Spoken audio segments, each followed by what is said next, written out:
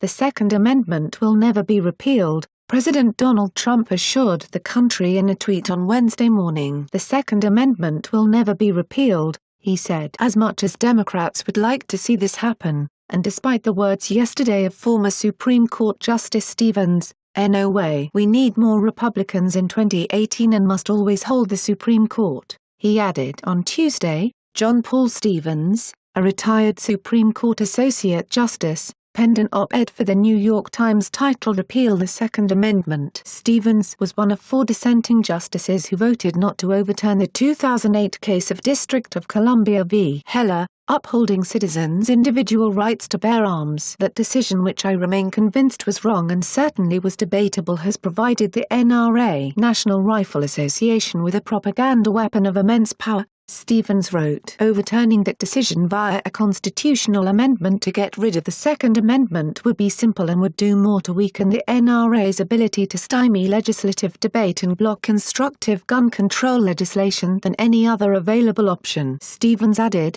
that simple but dramatic action would move Saturday's marchers closer to their objective than any other possible reform. It would eliminate the only legal rule that protects sellers of firearms in the United States, and like every other markets in the world, it would make our schoolchildren safer than they have been since 2008 and honor the memories of the many, indeed far too many, victims of recent gun violence. Trump's statement also came in the wake of the National March for Our Lives student-led demonstration calling for more gun control in the United States, as well as a trending hashtag on Twitter yesterday that said "Repeal the Second Amendment." The Second Amendment has now seemingly come under siege, and some are calling for changes to the Bill of Rights, the first 10 amendments to the U.S. Constitution, ratified in 1791, which guarantee rights such as freedom of speech, assembly and worship, and, notably, the right to bear arms. On Tuesday, the hashtag "Repeal the Second Amendment" was the #2 national trending topic on Twitter at one point. The demonstrations on Saturday followed actions by several major companies to limit their sales of firearms,